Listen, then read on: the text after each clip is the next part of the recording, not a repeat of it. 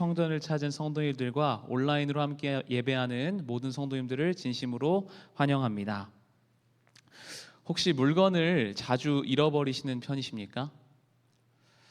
저는 자주 잃어버리는 편은 아닙니다. 그런데 생각보다 잃어버리는 사람이 꽤 많은 것 같습니다. 지하철 유실물 센터를 가면 굉장히 다양하고 많은 종류의 물건들이 있다고 합니다.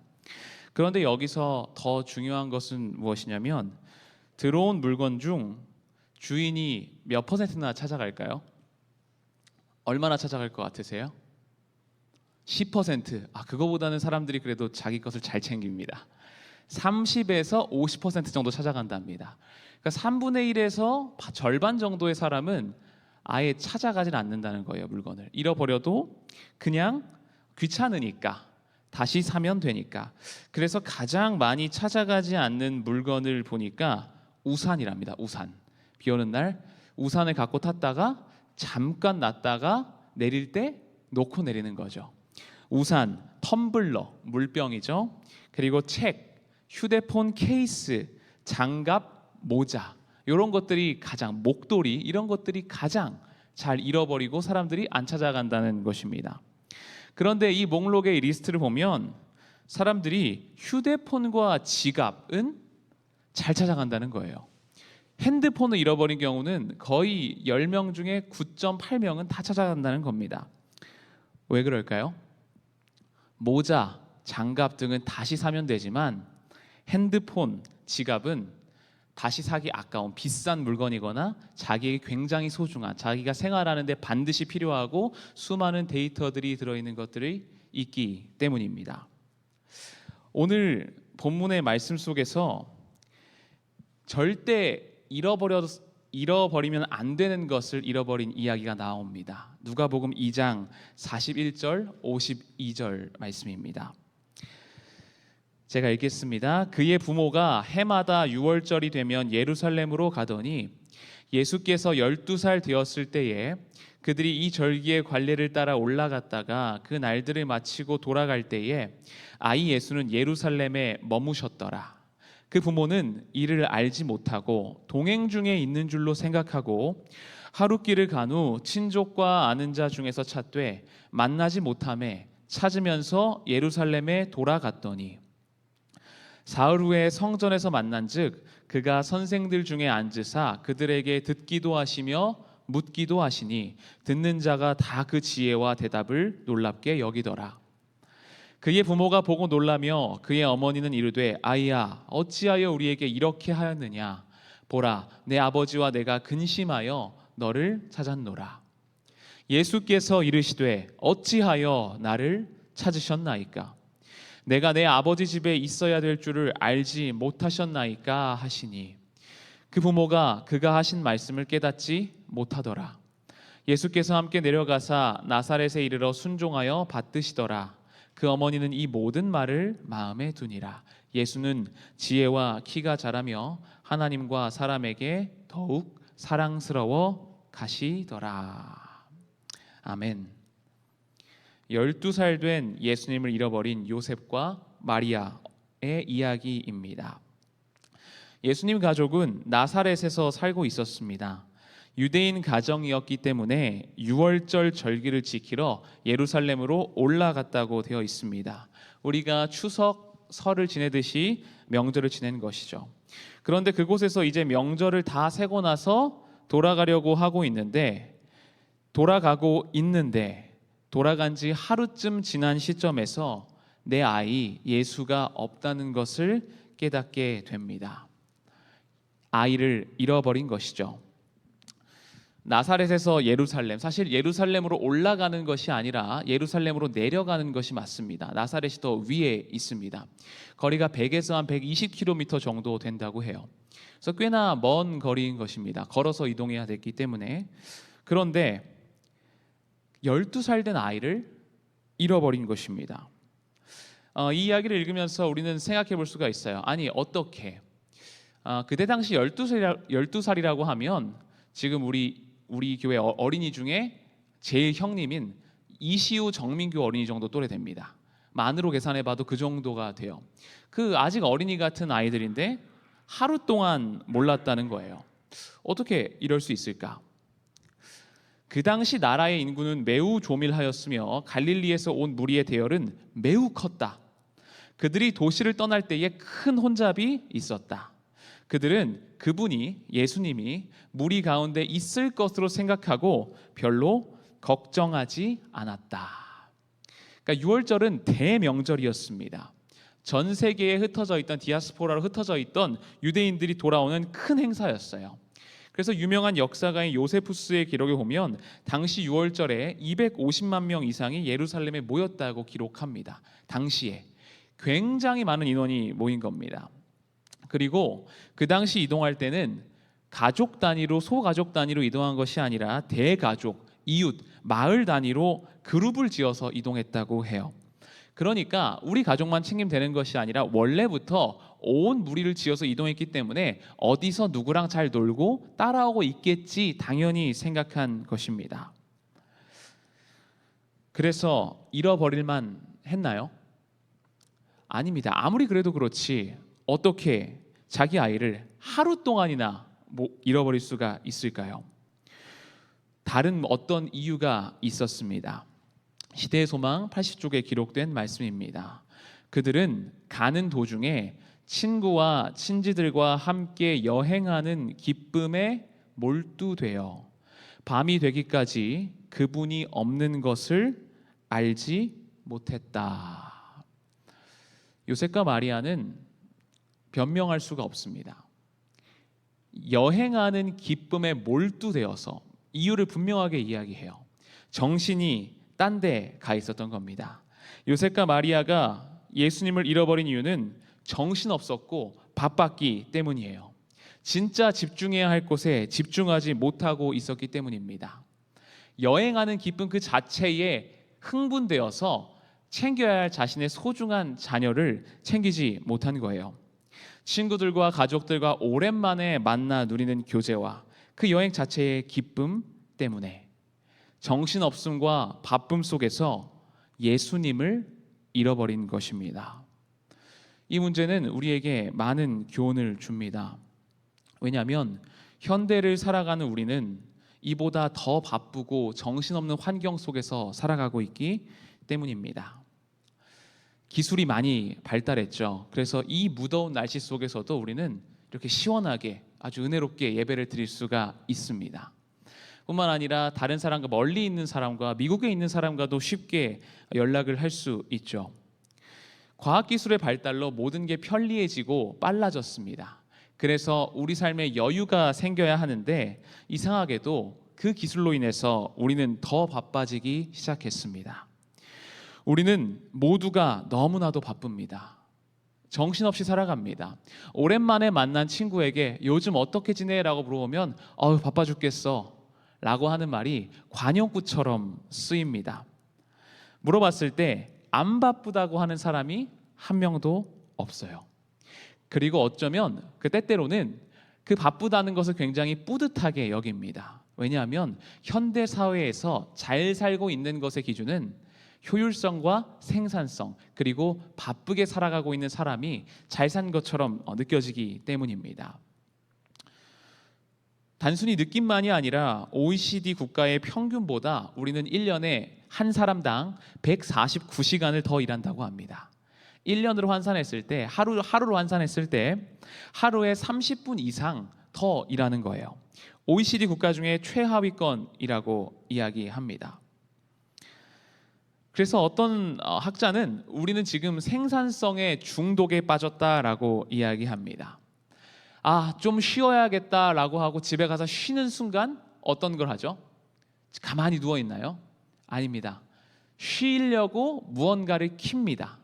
TV를 켜거나 핸드폰을 켜요. 분명히 쉬어야겠다고 하고 누웠는데 또 다른 정보들과 또 다른 생각들이 계속 머릿속으로 들어옵니다. 스크롤하고. 지금 휴가 시즌인데 휴가도 마찬가지예요. 내가 어떻게 휴가를 보내야겠다. 누가 휴가를 의미 있고 가성비 있게 들인 금액 대비 아주 알차게 보냈나를 서로 자랑합니다. 얼마나 맛있는 걸 먹었는지, 얼마나 좋은 것을 봤는지, 무엇을 경험되고 무엇이 그 인생에 남았는지. 그래서 현대인들에게 조사를 했더니 휴가 후에 더 피곤해졌다라고 하는 대답의 비율이 48%였다고 합니다. 쉬려고 갔는데 더 바쁘고 더 힘듦이 찾아온 것입니다. 생산성과 효율성, 바쁘지 않으면 안 될 것 같은, 무언가 잘못하고 있는 것 같은 세상을 우리는 살아갑니다. 우리는 바쁘게 처리해야 할 중요한 일들이 삶에 너무도 많은 것 같아요. 그런데 누가 이것을 가장 좋아할까요? C.S. 루이스가 쓴 스크루테이프의 편지라는 유명한 책이 있습니다. 이 책의 주인공인 스크루테이프는 사단입니다. 굉장히 신기한 형식의 책이에요. 스크루테이프가 편지 31통을 자신의 조카에게 씁니다. 근데 그 조카의 이름이 웜우드라고 하는 사단입니다. 그런데 웜우드는 어떤 사단이냐면 초짜 사단입니다. 그래서 사람을 유혹하는 기술이 없는 사단이에요. 근데 이 스크루테이프라는 사단은 굉장히 기술이 높은 사단입니다. 그래서 자신의 조카인 웜우드에게 이 스크루테이프라는 사단, 이 마귀가 어떻게 하면 인간을 가장 효율적으로 유혹하고 무너뜨릴 수 있는지에 대해서 쓴 편지를 모아놓은 아주 재미있는 형식의 책입니다. 그런데 그 22장에서 그 웜우드에게 이렇게 편지를 써요. 인간을 바쁘게 하고 정신없게 하라. 고요한 시간을 냅두지 마라. 이미 세상은 그들을 정신없게 하는 소음에 많은 진보를 이루었다. 너가 조금만 곁들여주면 그는 알아서 우리의 원수를 떠나갈 것이다. 여기서 말하는 우리의 원수는 예수 그리스도입니다. 이 책에서 원수를 예수님으로 표현합니다. 사단이기 때문에 그렇게 이야기해요. 너무나 잘 알고 있는 겁니다. 바쁘게 하면, 우리의 삶을 정신없게 하면, 다른 일에 몰두하게 하면 우리가 저절로 구원을 잃어버린다는 것을 이야기하고 있는 것이죠. 사실 요셉과 마리아가 예수님을 잃어버린 것이 심각한 문제가 아니었어요. 예수님을 잃어버렸다는 것은 요셉과 마리아의 영적인 상태가 어떠했는지를 보여주는 하나의 지표일 뿐이었습니다. 그들이 진짜 잊었던 것은 하나님과의 친밀한 교제였고 예배함을 잊은 것입니다. 우리가 유월절이라고 하면 많이 들어봤기 때문에 와닿지 않지만 사실 유월절은 하나님께서 굉장히 중요하게 여기신 명절입니다. 이 밤은 그들을 애굽 땅에서 인도하여 내심을 인하여 여호와 앞에 지킬 것이니 이는 여호와의 밤이라. 이스라엘 자손이 다 대대로 지킬 것이니라. 하나님께서 직접 명령하신 것입니다. 출애굽을 기념하여 너희를 구원하니 놀라운 역사를 기념하여 대대손손 결코 잊지 않도록 반드시 행하라고 한 것이 바로 이 유월절이에요. 그래서 이 유월절의 모든 예식과 행사들은 어떤 걸로 이루어져 있냐면 구원을 기념하고 감사하는 예식들로 이루어져 있습니다. 교제와 더불어서 예수님에 대한 표상으로 이루어져 있어요. 오실 메시아를 표상한 예식들로 가득 차 있는 명절이라는 것입니다. 예수님에 대한 상징, 예언, 말씀이 오가던 곳에서 그 유월절 명절에 요셉과 마리아는 예수님을 잃어버린 것입니다. 굉장히 큰 아이러니죠. 예수님을 기억하라고 만든 명절에 예수님을 잃어버렸기 때문입니다. 시대소망 82쪽에 기록된 말씀입니다. 하나님께서는 그들이 그리스도의 사명에 대하여 기도하는 마음으로 연구하고 명상하도록 이끌려지기를 원하셨다. 그러나 무리가 예루살렘에서 떠나갈 때에 여행에 대한 흥분과 사교적인 교제에 그들의 관심이 너무 몰두되어 그들이 목도하던 예식은 잊혀졌다. 대부분의 예식은 형식주의로 전락하고 말았습니다. 구원을 기념하는 여호와의 밤이 되어야 하는 날이 교제의 밤, 여행의 밤이 되어버린 것입니다. 하나님께서는 분명한 목적이 있으셨어요. 그 명절을 그리스도의 사명에 대하여 연구하고 명상하고 마음이 이끌려지기를. 그런데 그들이 몰두되고 그들이 이끌렸던 것은 여행에 대한 흥분과 사교적인 교제, 자신들의 흥미였던 것입니다. 사랑하는 성도 여러분, 우리도 마찬가지입니다. 우리는 신앙 공동체 속에서 하나님이 말씀하신 대로 예배를 드립니다. 교회 안에서 수많은 말씀을 듣습니다. 영적인 것들로 둘러싸여 있습니다. 하나님에 관한 것들로, 하나님에 관한 컨텐츠들로 가득한 세상 속, 가득한 문화 속에서 우리는 생애합니다. 그런데 그럼에도 불구하고 예수님을 잃어버릴 수 있다는 사실입니다.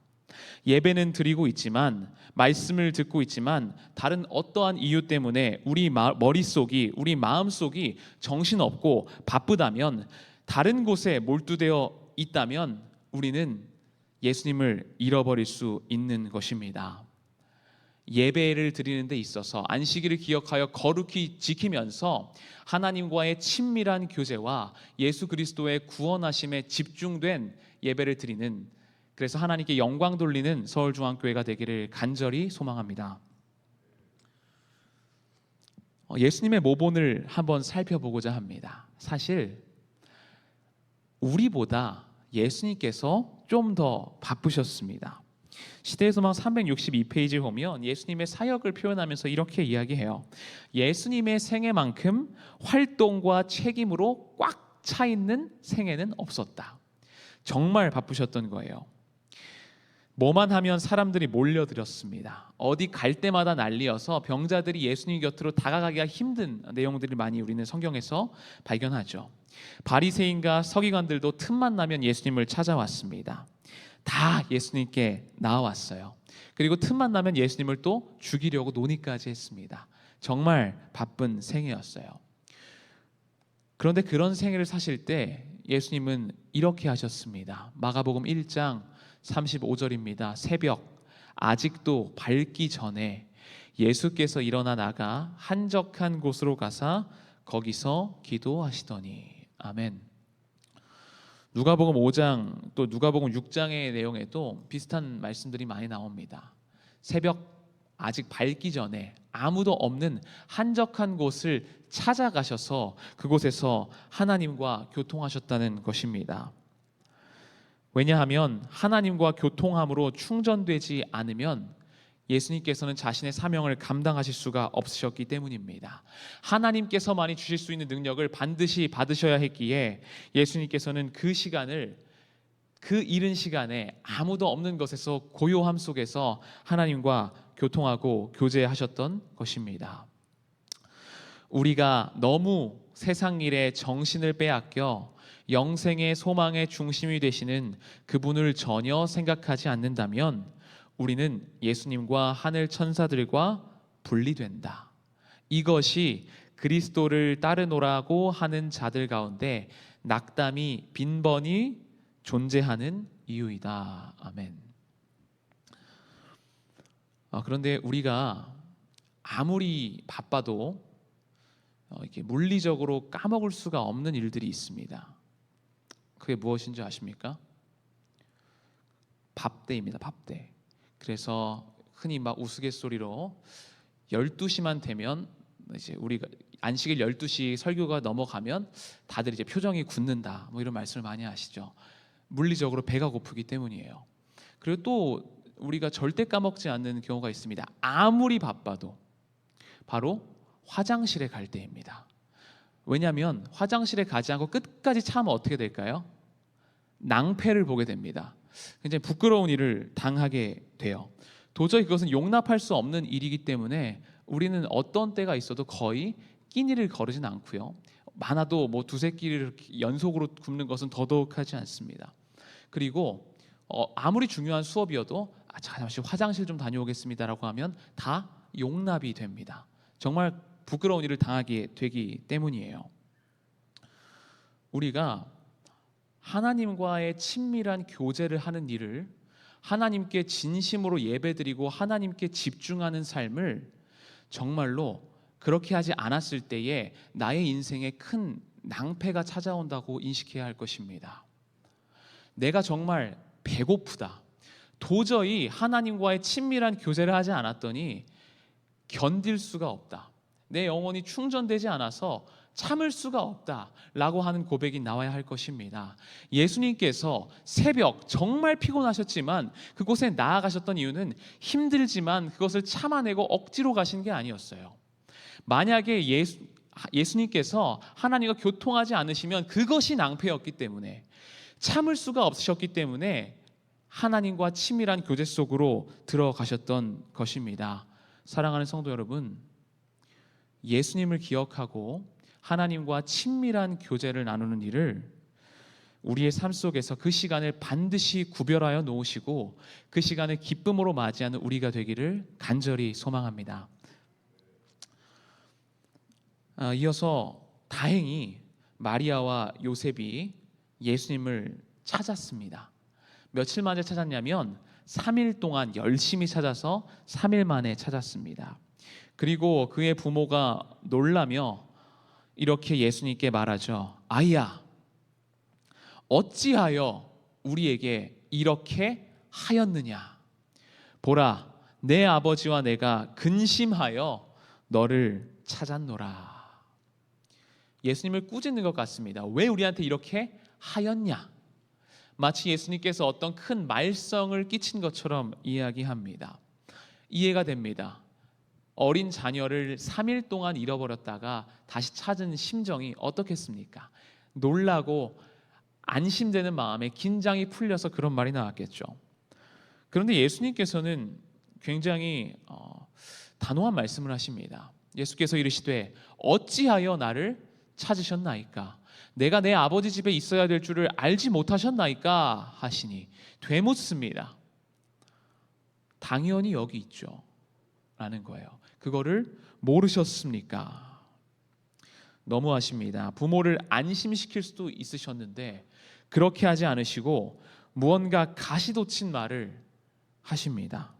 어떻게 보면 경우에 따라서 되게 예의 없는 말로 느껴질 수도 있는데 예수님께서는 분명히 그렇게 말씀하신 거예요. 어떤 다른 목적이 있었습니다. 이렇게 말씀하신 분명한 이유가 있었어요. 예수님이 잃어버린 바 된 3일 동안 요셉과 마리아는 예수님을 열심히 찾았는데 예수님은 무엇을 하고 계셨는지 아십니까?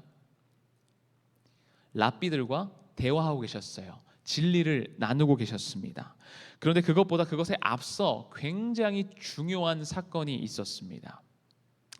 예수님께서 자신의 메시아 되심을 깨달으신 것입니다. 시대소망 81쪽입니다. 소년 예수께서는 처음으로 성전을 바라보셨다. 그분은 감명적인 유월절 예식들을 목도하셨다. 새로운 충동이 그분의 마음속에서 일어나고 있었다.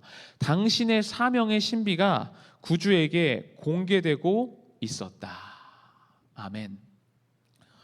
예수님은 아기로 태어나셨습니다. 지성도 잘하셨어요. 그럼 언제 내가 하나님의 아들이구나 깨달으셨을까요? 여기서 분명히 이야기하죠. 이 유월절 처음으로 성전을 바라보시면서 하나님으로부터 가르침을 받으시면서 일깨움을 받으시면서 사명을 깨달으시고 내가 하나님의 아들 예수구나라는 것을, 그리스도구나라는 것을 깨달으신 것입니다. 굉장히 위대한 순간이에요. 자신의 사명을 깨닫고 그것을 받아들이시고 계신 12살 예수님이신 것입니다. 그리고 그 이후에 본인의 마땅히 행해야 될 바를 행하고 계셨어요. 사명을 깨달으시고 진리를 깨달으시고 그 진리를 랍비들과 서기관들과 그 진리들을 나누고 계셨던 거예요. 그런데 예수님께서 사명을 깨닫고 나누기 시작할 때 그들의 부모는 이와 반대되게 행하고 있었던 것입니다. 예수님을 잃어버림을 넘어서서 예수님이 누구인지를 완전히 잊어버리고 있었어요. 자기들에게 맡겨진 사명이 예수님은 깨달았는데 그들은 잊어버린 것입니다. 하나님의 천사가 직접 그들에게 나타나셔서 해주신 사명을 잊어버린 것입니다. 그분이 은근히 책망한 말은 그들에게 그들이 맡은 책임의 신성성을 인식시키기 위함이었다. 예수님은 성령으로 잉태되셨습니다. 그때 가브리엘 천사가 마리아에게 나타나서 그들에게 맡겨진 사명을 분명히 알려주었어요. 예수가 태어날 것이다. 하나님의 아들이 태어날 것이고 자기 백성을 저희 죄에서 구원할 자이다. 그리고 그를 길러낼 중대한 사명이 주어진 것입니다. 그런데 살다 보니 12년 동안 키우다 보니 그 중요한 사명을 잊어버린 것입니다. 그래서 예수님께서 부모님들에게 한 그 가시 돋친 것처럼 느껴지는 그 말씀은 단순히 인간된 아들로서 말한 것이 아닌 하나님으로서 그들의 사명을 일깨우는 말이었던 것입니다. 마땅히 해야 할 바를 잊어버린 그들에게 그들의 맡은 바 사명을 일깨우신 예수님의 호소였던 것입니다. 부모들이 이런 실수를 자주 합니다. 그래서 80% 이상의 부모가 우리 애는 천재다라고 생각한다고 합니다. 그리고 다른 집 애보다 느리면 극도로 불안해하고요. 너무 잘 키우고 싶어서 항상 억지로 책을 읽히는 실수를 많이 한다고 합니다. 그래서 어떤 부모가 어떤 유명한 학자에게 상담을 하면서 신청을 했다고 합니다. 우리 아이는 정말 똑똑한 철학자가 될 것 같습니다. 어제 유치원에 갔다가 집에 와서 엄마, 우리는 왜 사는 걸까? 라고 물었다고 합니다. 그랬더니 그 선생님께서 말했다고 합니다. 우리 유치원에서는 애들이 밥 먹고 졸릴 때마다 그 질문을 합니다. 라고 이야기했다는 거예요. 부모의 착각이죠. 그리고 어떤 연구를 보면 부모는 우리 아이의 실제 IQ와 관계없이 80% 이상의 부모가 내 아이는 평균을 웃돈다라고 생각한다고 합니다. 80% 이상이요. 그런데 이것을 전혀 나쁘다고 이야기할 수 없죠. 자녀를 사랑하는 마음에, 너무 이뻐 보이는 마음에 그렇게 되기 때문입니다. 그런데 때때로는 우리는 좋은 의미로 했던 것이 우리의 사명을 잊게 만들기도 한다는 것입니다. 시대소망 78쪽입니다. 예수님의 부모는 예루살렘에 올라올 때에 그분을 이스라엘의 훌륭한 교사들과 접촉시키기를 원하셨다. 그분이 학식 있는 랍비들을 존경하고 그들의 요구사항들에 더욱더 유의하시기를 바랐다. 마리아와 요셉은 가브리엘 천사로부터 하나님으로부터 부여받은 위대한 사명을 완전히 착각한 것입니다. 하나님의 아들로서 키우는 게 아닌 꽤 멋진 유대인을 해방시킬 만한 학식을 가진 메시아로 키우기로 작정한 것입니다. 그래서 하나님께서는 예수님을 그 유월절 성전으로 인도하신 게 예수님의 참된 사명, 낮아짐과 십자가의 사명을 일깨우시기 위함이었는데 요셉과 마리아가 예수님을 그 성전으로 데리고 간 것은 학식 있고 그들이 속한 사회에서 존경받는 학자들과 교류하라고, 그들을 존경하라고, 넓은 세상을 봐서 세상적으로 뛰어난 견해를 가지라고, 그것을 바라면서 성전에 데리고 갔다는 것입니다. 자신들의 생각이 하나님의 생각, 하나님이 주신 사명을 덮어버린 것이죠. 그랬기에 예수님께서는 가혹한 말로 말씀하신 것입니다. 내가 여기에 있을 줄, 하나님의 집, 아버지 집에 있을 줄 알지 못하셨나이까. 그리고 이 말씀은 우리에게도 주어지는 질문 같습니다.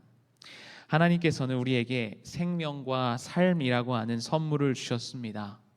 동시에 우리에게 사명을 주셨죠. 각자마다 다른 사명들이 있겠지만 공통된 사명은 우리의 삶을 통해 하나님께 영광을 돌리는 것일 것입니다. 이 세상을 살면서 남 부럽지 않게 세상 속에서 높아지면서 잘 사는 것이 아니라 하나님께 영광이 되는 것입니다. 교회의 사명 또한 마찬가지입니다. 우리가 드리는 예배와 각종 예식, 우리가 이곳에서 나누는 교제와 행사, 모든 것들이 하나님께 영광이 되어야 할 것입니다. 세상적으로 봤을 때 그럴듯하고 멋있는 행사가 아니라 오로지 하나님께서 기뻐하시는 종류의 일들이 되어야 할 것입니다. 그렇기 위해서 아무리 사소한 것일지라도 우리는 모든 일을 준비함에 있어서 하나님께 기도하며 묻고 준비해야 할 것입니다. 왜냐하면 우리는 너무나 연약한 존재여서 하나님의 뜻을, 하나님이 주신 사명을 나의 뜻으로 덮어버리고 나의 뜻으로 왜곡시키기가 너무나도 쉬운 사람들이기 때문입니다. 성경에서 실패를 경험한 모든 사람들이 다 이와 같은 패턴으로 무너집니다. 가룟 유다의 모습입니다. 어쩌면 요셉과 마리아가 바라고 있었던, 요셉과 마리아가 키우기를 바랐던 그 예수님의 모습이 바로 가룟 유다의 모습이었어요. 지성이 뛰어나고 학식이 뛰어나며 사람들로부터 존경을 받으며 저 사람이 우리의 리더였으면 좋겠다라고 하는 뛰어나고 매력적인 사람, 따르고 싶은 사람, 그 사람이 바로 가룟 유다였습니다. 그러나 가룟 유다가 실수한 것은 하나님의 나라를 준비하며 예수님의 길을 따르는 제자의 사명을 이뤘어야겠지만 자신의 생각에 갇혀서 예수님을 정치적인 왕으로 기대하며 자기 방법대로 예수님을 세우려고 하다가 우리 모두가 아는 가장 슬픈 이야기로 남게 된 것입니다. 우리에게도 이와 비슷한 유혹들이 삶에 찾아옵니다. 놓치면 안 될 것 같은 기회들, 마땅히 지금 배워야 될 것 같은, 내 삶이 어느 정도 구색을 갖추고 살아가는 데 있어서 지금 배워야 안정적이게 될 것 같은 어떠한 기술들, 그런 시험과 유혹들이 찾아옵니다. 이 때를 놓치면 안 될 것 같은데, 그런데 이 기회가 하필 내가 가진 신앙과 부딪힐 때, 요셉과 마리아에게 있어서 예수님이 랍비들을 만나지 않는 것은 그 기회를 놓친 것 같아 보였습니다. 그런데 선지자의 글은 분명히 기록합니다. 그러나 성전 안에 계신 예수님은 하나님으로부터 가르침을 받으셨다. 아멘.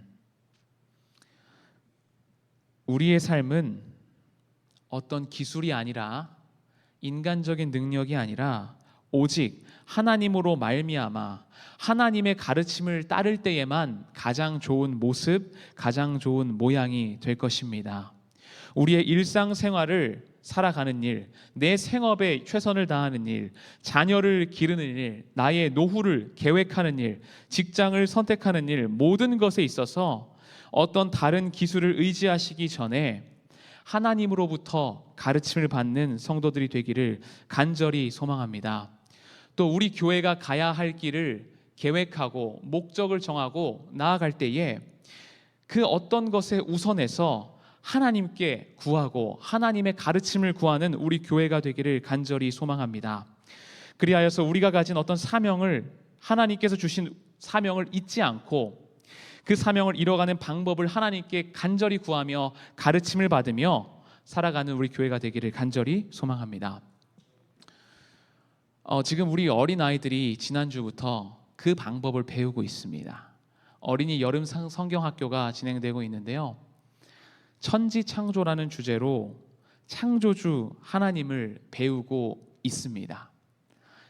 근데 제가 물어볼 때마다 얼마나 깜찍하게 대답을 해주는지 몰라요. 자, 세상 많은 사람들이 우연히 우리가 창조를 했다는 것을 믿어요. 그러면은 아니에요, 이렇게 이야기합니다. 얼마나 기특하고 이쁜지 몰라요. 그래서 그 일들을 위해서 우리는 계속해서 기도해야 할 것입니다. 우리의 어린이들이, 우리 학생들이, 청년들이 지금 가진 이 신앙을 하나님께로부터 가르침을 받아야 우리의 삶이 진정으로 행복하고 성공한다는 신앙을 유지할 수 있도록 우리 모두의 기도가 반드시 필요할 것입니다. 이를 위해 정말 간절히 기도하는 우리 교회가 되기를 간절히 소망합니다. 그런데 이 이야기의 끝이 마무리 밑에 부분에 어떻게 되냐면 예수님께서 이렇게 말씀하셨는데 누가복음 2장 50절에 부모의 반응은 이렇습니다. 그 부모가 그가 하신 말씀을 깨닫지 못하더라. 예수님께서 그렇게 사명을 일깨우시고자 했는데 아직까지 모르고 있는 거예요. 제가 군대에 있을 때 일요일에 불교의 이제 예배라고 하나요? 법당에 가서 한번 스스로 비교 종교학을 공부하기 위해서 모든 그 종교들에 참석했던 적이 있습니다. 그래서 훈련소가 5주인데 토요일 안식일을 매번 지켰고 갈 때마다 천주교, 원불교, 불교, 그다음에 일반 개신교 이렇게 4개를 다 갔어요. 근데 불교를 갔는데 사람들이 굉장히 많은 겁니다. 그래서 왜 이렇게 사람들이 많을까 하고 봤더니 그 법당 예배가 끝나고 어떤 여자 아이돌 그룹이 나오는 것이었어요. 그래서 그것들을 보고자 사람들이 모인 거예요. 자, 그런데 그곳에 가면 굉장히 큰 불상이 이 단상 위에 올려져 있습니다.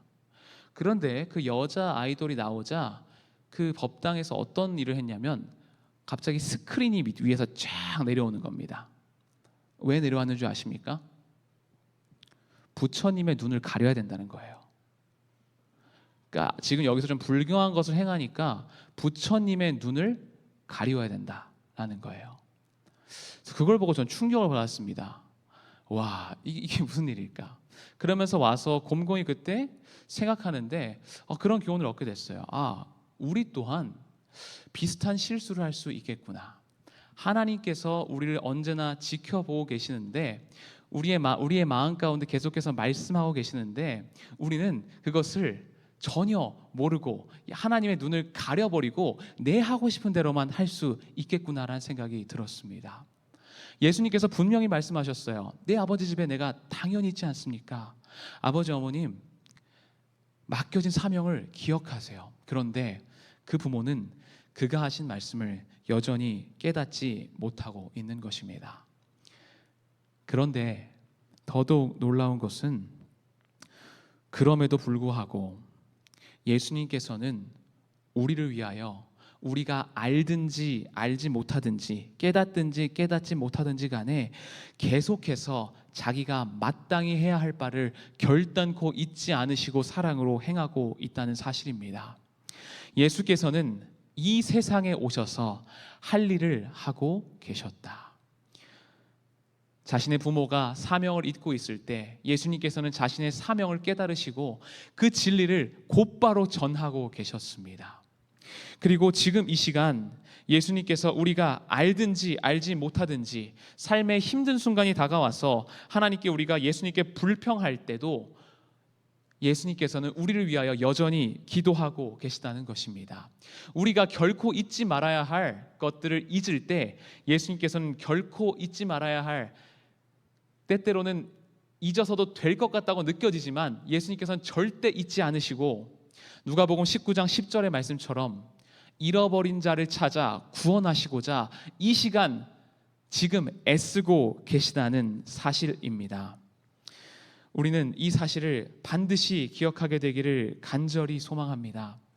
우리가 아무리 정신없고 예수님께서 우리에게 주신 사명을 착각하고 때때로는 왜곡하고 불평해도 예수님께서는 끝까지 결코 우리를 잊지 않으시고 우리를 위하여 기도하시면서 우리의 구원을 위하여 일하고 계시다는 사실입니다. 누가복음 23장 34절이죠. 4절입니다. 예수님께서 십자가상에서 아무것도 모르고 자신들의 구원자를 죽이는 백성들을 보고 하신 말씀입니다. 이에 예수께서 가라사대 아버지여 저희를 사하여 주옵소서 자기의 하는 것을 알지 못함이니이다 하시더라. 아멘. 우리가 잊을지라도 예수님께서는 우리를 결코 잊지 않으십니다. 이 예수님을 결코 잊지 마시고 하나님과의 친밀한 교제 속으로 그리고 하나님께서 주신 사명 속으로 담대히 나아가는 우리 모두가 되기를 간절히 바라며 말씀을 마칩니다.